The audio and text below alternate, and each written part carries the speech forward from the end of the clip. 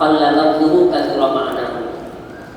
Nabi Muhammad mengucapkan satu kalimat tapi kandungannya tidak ada batasnya.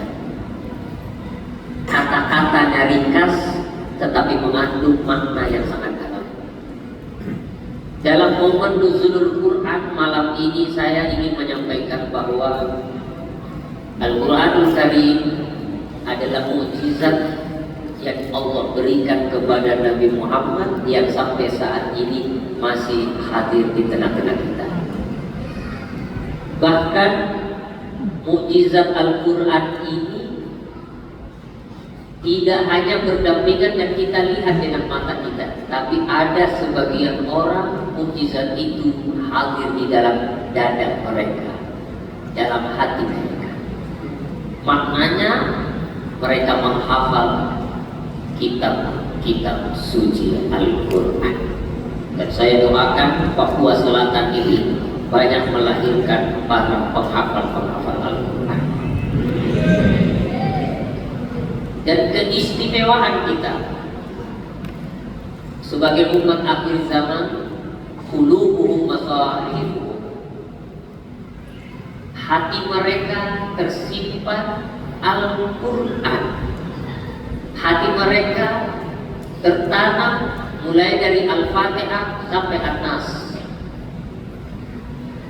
Kalau umat-umat terdahulu, kitab-kitab suci mereka seperti Taurat, seperti Injil, seperti Zabur, seperti Al-Quran, seperti Zabur, Injil, Taurat, itu berada di qulubi anbiya'ihim, berada di dalam hati para nabi-nabi mereka, tapi tidak berada di hafalan di hati umat. Tapi umat akhir zaman ini, umat Rasulullah, tidak hanya nabinya yang menyimpan kitab suci mereka, tetapi umatnya juga banyak di antara dada-dada mereka tersimpan Al-Quran. Tetapi jamaah yang dirahmati Allah, Al-Quran yang diturunkan di bulan Ramadan, Syahrul Ramadan alladzi unzila fihi al-Quran hudan linnas. Bulan Ramadan di mana diturunkan Al-Quran, bulan yang mulia, sehingga ketika memasuki bulan Ramadan orang ramai-ramai baca Quran. Yang tadinya 11 bulan tidak mengaji, masuk bulan Ramadan mengaji semua. Tapi biasanya kalau habis lebaran, ada di antara mereka tetap lanjut, ada di antara mereka libur lagi 11 bulan. Tapi saya terus terang Pak Sekda, ngajinya bulan Ramadan no problem, tidak ada masalah. Kenapa? Karena masih ada waktunya walaupun hanya setahun sekali, daripada tidak ada sama sekali. Karena kaidatul fikih yang mengatakan la yutrakul la yutrakul. Apa yang tidak bisa kamu kerjakan semua, jangan ditinggalkan semua. Apa yang tidak bisa kita tunaikan, jangan ditinggalkan semua. Apa yang bisa itu saja, biar sedikit, daripada tidak ada sama. Tidak bisa mengaji Quran seperti Imam Syafi'i sehari hatam 1 kali, bulan Ramadan 2 kali hatam. Ya paling tidak kita 1 hari 1 lembar lah. Kita tidak bisa seperti Imam Abu Hanifah, kalau sholatnya hatam Al-Quran rakaatnya, ya sudahlah, yang penting kita baca Fatihah lah. Karena kalau tidak baca Fatihah 1 hari berarti tidak sholat, berarti tidak sembahyang. Ya paling tidak kita tidak bisa seperti Imam Abu Hanifah khatam Al-Quran di mawdi'il ladzi mata fi sab'ata alaf. Kita tidak bisa seperti Imam Abu Hanifah di tempat dia meninggal sudah hatam 7.000 kali hatam Quran. Di tempat dia meninggal hatam 7.000 kali hatam Al-Quran. Itu di tempat dia dicabut nyawanya hatam 7.000 kali hatam selama hidupnya. Kita tidak bisa kayak dia. Yang penting kita 1 hari tengok-tengok Al-Quran. Tidak ada. Tidak bisa 11 bulan, 12 bulan, bulan Ramadan ada waktunya dia buka Al-Quran. Alhamdulillah. Tapi yang ingin saya sampaikan bukan daripada sekedar tilawat Al-Quran. Banyak orang tidak meninggalkan Al-Quran dalam hal membaca, tapi meninggalkan Al-Quran secara pengamalan. Al-Quran hanya dilewatkan di lisan mereka, tapi tidak sampai ke relung hati mereka. Kalau kita ingin lihat Papua Selatan damai sejahtera walaupun berbeda, kalau kita mengamalkan kandungan Al-Quran, maka damai hidup kita. Kalau mengamalkan kandungan Al-Quran, makanya Imam Fudail bin Iyad rahimahullah ta'ala termasuk generasi ulama di generasi salaf, namanya Fudail bin Iyad. Dia lebih tua daripada Imam Syafi'i rahimahullah ta'ala. Fudail bin Iyad mengatakan, inilah ata'ajjabu mimman yafrahu kullama khatama al-Qur'ana tilawatan wa la yutalibu nafsahu bi syai'in min mawa'idhihi wa zawahirihi wa qawarihi. Kata Imam Fudail bin Iyad, saya ini heran kalau seada orang kalau khatam Quran, kalau baca Quran gembira. Saya heran. Si A baca Quran khatam, si B khatam Quran khatam, si A khatam Quran, Masya Allah, tilawahnya lancar, fasihnya bacanya. Saya heran mereka yang khatam gembira, sedangkan dia tidak menuntut dirinya mengamalkan kandungannya. Dibacanya. Ada orang membalik-balik baca ayat, laknatullahi 'alal kadhibin, laknat Allah kepada orang yang berdusta. Baru dia membalik-balik. Maka tidak secara langsung dia baca Quran, tapi Al-Quran melaknat dia. Subhanallah. Jadi jangan kita terlalu larut dalam gembira ketika fasih dalam membaca. Tiap hari membacanya tilawatan wa tadarusan, tapi kita tidak menuntut diri kita ketika mengamalkan apa yang kita baca. Makanya Nabi Muhammad SAW jadi turunan Al-Quran. Ketika Nabi ditanya, Sayyidah Aisyah ditanya dalam kitab Syama'il, dikatakan Rasulullah, Sayyidah Aisyah ditanya, kaifa kana khuluqu Rasulillah, bagaimana akhlaknya Nabi Muhammad SAW? Maka jawabannya, kana khuluqul Quran. Nabi Muhammad itu akhlaknya Al-Quran. Apa maknanya akhlaknya Al-Quran? Semua nilai-nilai kebaikan yang ada dalam Al-Quran, nomor satu yang mengamalkan Rasulullah. Semua larangan-larangan yang ada dalam Al-Quran, nomor satu yang meninggalkan Rasulullah. Makanya ada orang ketika membaca Al-Quran, satu ayat, dua ayat, itu berjam-jam. Kenapa? Karena mentadabburi dan menghayati kandungan yang dibaca. Ini yang hilang dari kita. Banyak orang ahli dalam membaca Al-Quran, tapi tidak ahli dalam mengamalkan Al-Quran. Coba kita lihat satu contoh. Saya mau kasih contoh. Orang kalau ahli Quran mengamalkan Al-Quran, pasti dia akan berpikiran positif kepada orang, tidak mudah berprasangka buruk. Contoh, saya kasih contoh. Nabi Isa alaihi salatu wassalam, semua nabi bersaudara, dan Nabi Isa termasuk golongan ulul azmi. Jadi 25 nabi dan rasul yang disebutkan namanya satu persatu dalam Al-Quran, sebaik-baik nabi dan rasul. 25 nabi dan rasul itu sebaik-baik yang ulul azmi. Dalam Al-Quran mengatakan fasbir kama sabara ulul azmi, ay ulil tahammul wal masyaqqah. Semua nabi punya kesabaran tingkat tinggi, tetapi yang 5 ini lebih unggul dari yang lainnya. Siapa itu? Nabi Muhammad, Nabi Ibrahim, Nabi Isa, Nabi Nuh, Nabi Ibrahim, Nabi Musa. Nabi Muhammad, Nabi Ibrahim, Nabi Musa, Nabi Isa, satu lagi Nabi Nuh, 5. Sebaik-baik yang 25, ini yang 5. Inti yang 5 Nabi Muhammad SAW. Nah, Nabi Isa pernah suatu ketika, kalau Nabi Muhammad itu punya sahabat, kalau Nabi Isa ada namanya Hawariyun. Apa Hawariyun? Pengikut-pengikut setianya, pembela-pembelanya, penolong-penolongnya. Suatu ketika Marra Isa alaihi salatu wassalam wa ma'ahu al-hawariyuna bi jifatin kalbi. Karena suatu ketika Nabi Isa lewat jalan sama orang-orang terdekatnya, pembela-pembelanya lewat. Ketika lewat, dia melihat dan berjumpa di jalan yang dilalui adalah bangkai anjing. Apa? Melihat bangkai anjing. Spontan pengikutnya Nabi Isa spontan mengatakan, ma'antana riha hadzal kalb. Betapa busuknya bau bangkainya ini anjing, kata pengikutnya Nabi Isa. Karena kita tahu sudah bangkai anjing, bangkai, baunya bagaimana?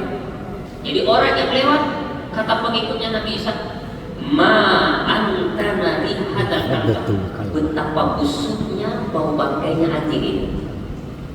Mungkin kita kalau juga lihat ada anjing penyakitan, lalu dia dari bangkai meninggal, lalu lama tidak dikubur, pasti kita juga bilang bentongan.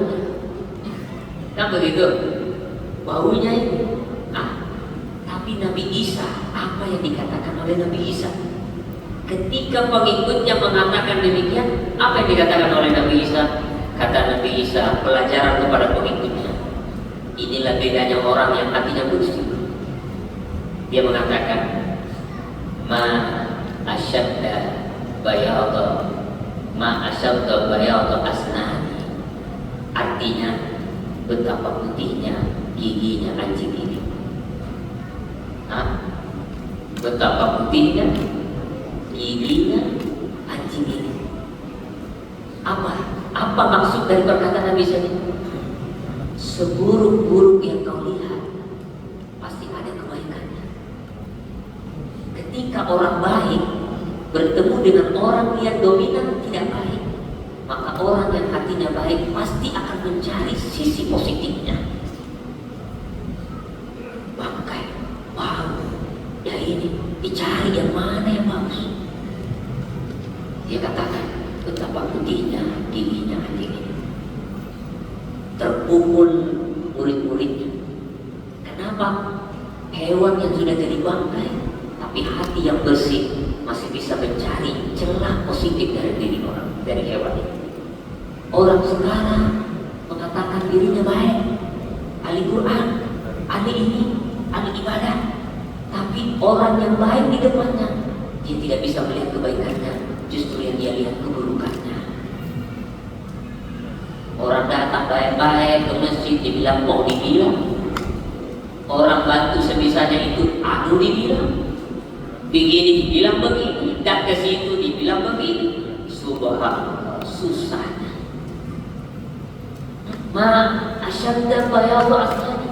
Betapa putihnya giginya anjing ini. Kalau anjing saja kita bisa melihat sisi positifnya, bagaimana kita melihat manusia? Masa kita tidak bisa melihat sisi positifnya?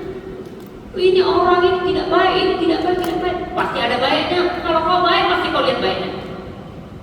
Tapi kalau orang yang tidak punya nilai-nilai kebaikan, sebesar apapun kebaikan orang yang nampak adalah keburukannya.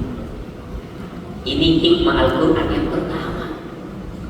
Seakan-akan Nabi Isa mengajarkan kita, la yazkuru syai'an min khalqillahi illa ahsana. Jangan sampai lidahmu menyebutkan sesuatu daripada ciptaan Tuhan kecuali yang baiknya saja. Kenapa? Karena kita manusia yang tidak sempurna. Kita juga punya keburukan. Manusia punya lidah, kita juga punya keburukan.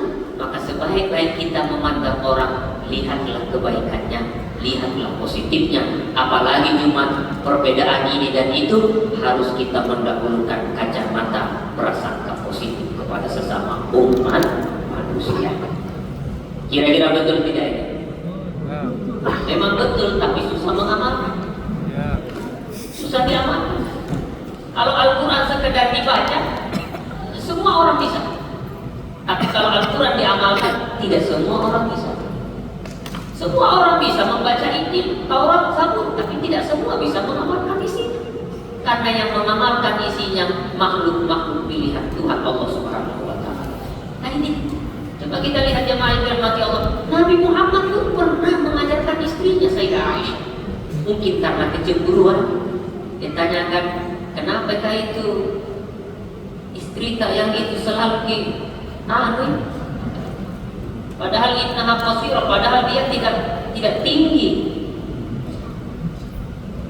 Ya, seperempuan. Innaha qasirah, padahal dia tidak tinggi. Dia tidak secara langsung hanya bilang padahal anui, pakai isyarat nih, padahal anui.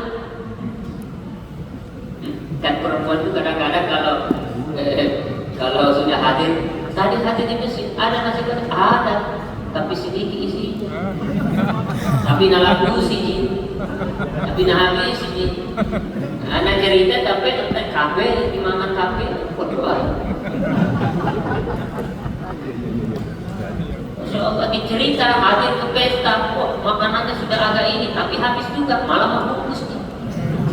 Inilah adanya orang sekarang, dia sudah mencela tapi tak makannya juga. Ditanya ketika ditinggung begitu, Nabi Muhammad mengatakan, Inna akali law muzijat bima'il bahri lakarat hadir Aisyah. Satu kalimat yang mengucapkan tadi itu menyinggung orang itu syarat nada merendahkan. Satu kalimat itu saja. Kalau kalimat itu dituangkan ke air laut itu asin kan? Kalau itu kalimat yang tadi itu yang kau ucapkan yang nadanya ada sinis kepada orang, dituangkan ke air laut yang samudra tiada batas itu, maka berubah air laut jadi bau bangkai yang tidak harum. Gara-gara apa? Kalimatku yang kau ucapkan tadi. Bagaimana kalau 2 kata, 3, 4, 5 kali? Ini makanya kita hadir di sini harus bisa memandang sisi positif setiap orang. Jangan mencari celah. Kalau kita cari celah, ada semua celahnya orang. Kayaknya itu urusan kurang kayaknya kalau dari jauh ganteng. Coba kulihat dari dekat, oh kurang ganteng. Seperti itu. Kalau dilihat pasti ada kekurangan. Tidak ada yang sempurna.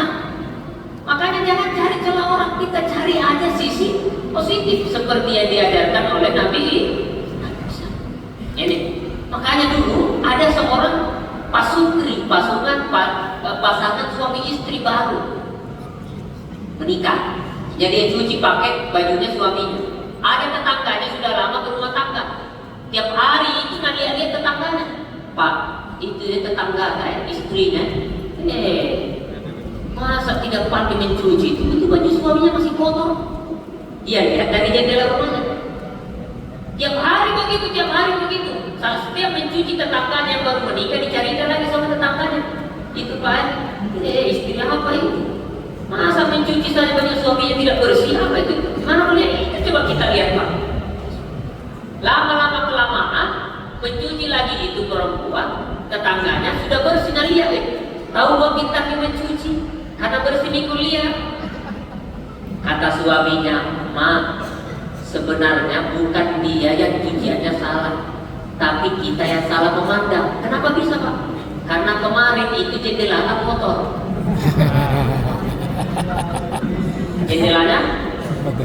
Jendelanya kotor. Jadi dia melihat keluar kotor juga. Tadi kubersihkan itu jendela, makanya kelihatan kebersihan. Begitulah orang Pak. Biar orang itu baik, kalau matanya jelek pasti jelek nanti orang. Makanya ada orang itu kadang-kadang memang matanya bermasalah, bukan orang yang bermasalah. Seperti itu tadi.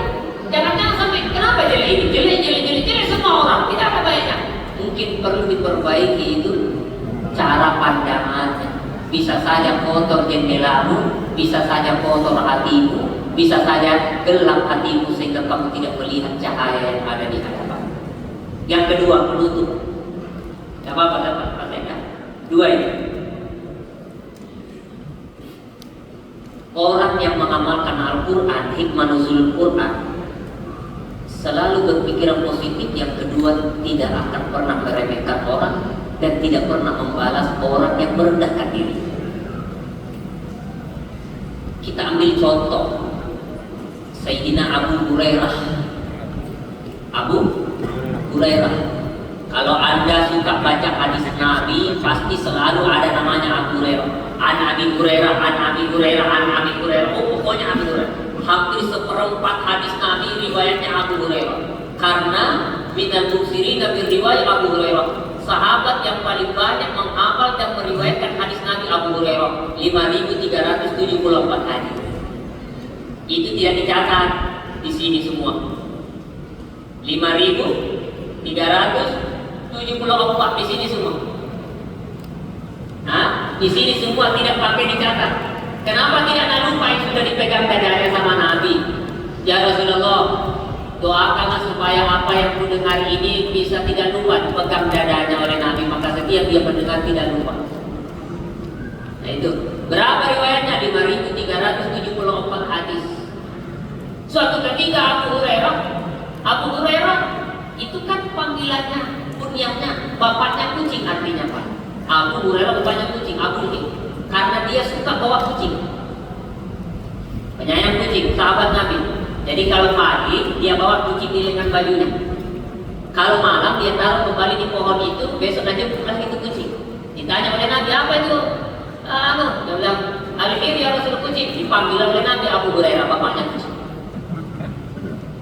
Nah suatu ketika Abu Hurairah ini lewat di jalan, ada orang iseng mau menghina dia, mau memaki dia, mau merendahkan dia.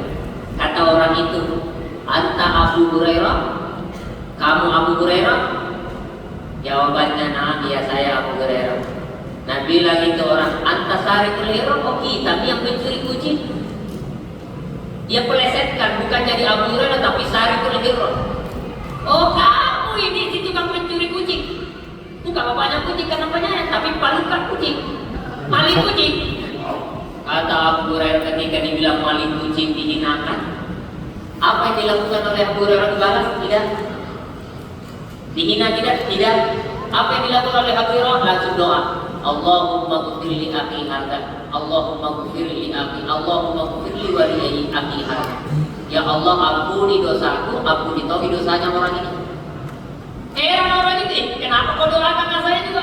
Dia bilang, hakadza amarna Rasulullah sallallahu alaihi wasallam ayastaghfira liman zalamana. Beginilah Nabi Muhammad mengajarkan kami memaafkan kepada orang yang menzalimi kami. Ciri-ciri orang yang mengamalkan Al-Quran mudah memaafkan orang lain. Wahil bin Ujur diterangkan oleh Al-Imam diterangkan oleh Imam Ibnu Katsir dalam kitabnya Al-Bidayah wan Nihayah, kisah penutup dalam acara Nuzulul Quran.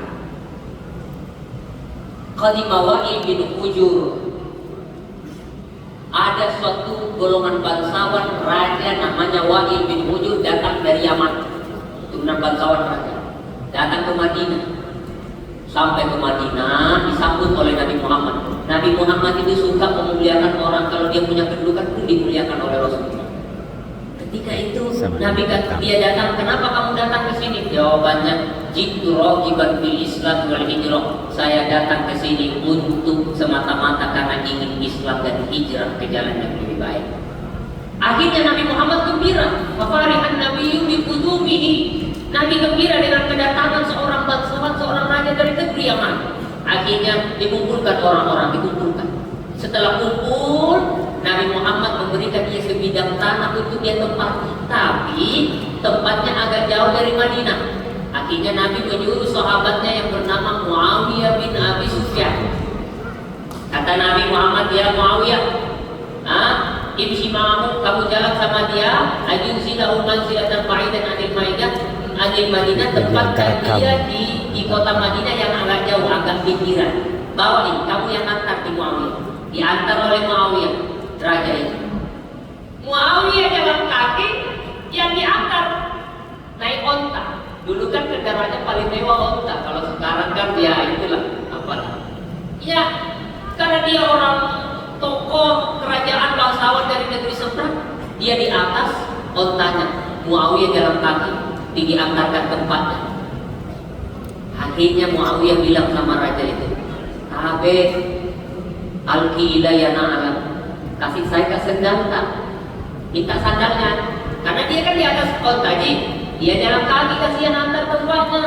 Bayang kami jauhnya bedanya, dia jalan kaki baru pinggiran kota Madinah, baru yang dibawa di atas onta, baru yang menuntun jalan kaki, panas-panas lagi. Itu kalau Arab kalau panas sekali Pak.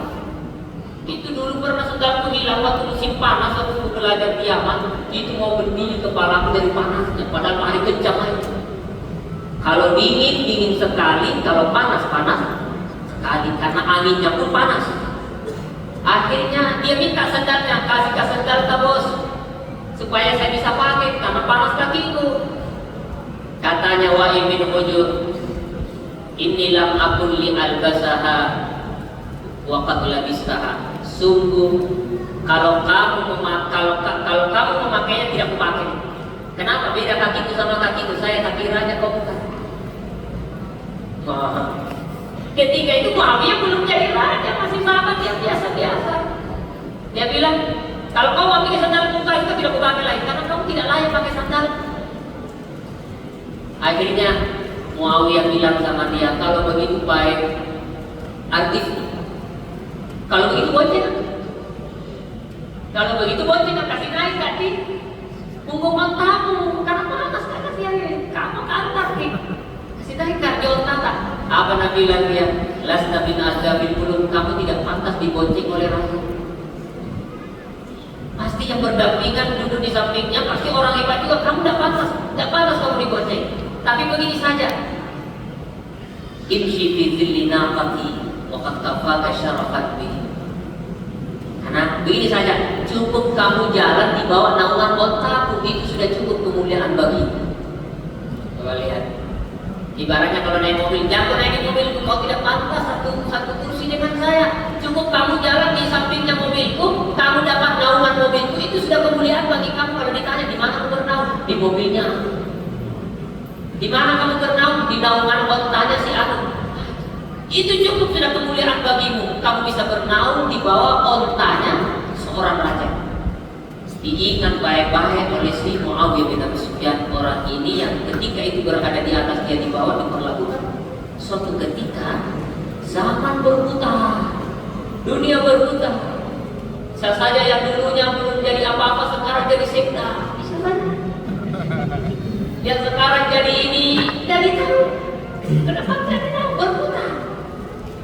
Hah? Berputar.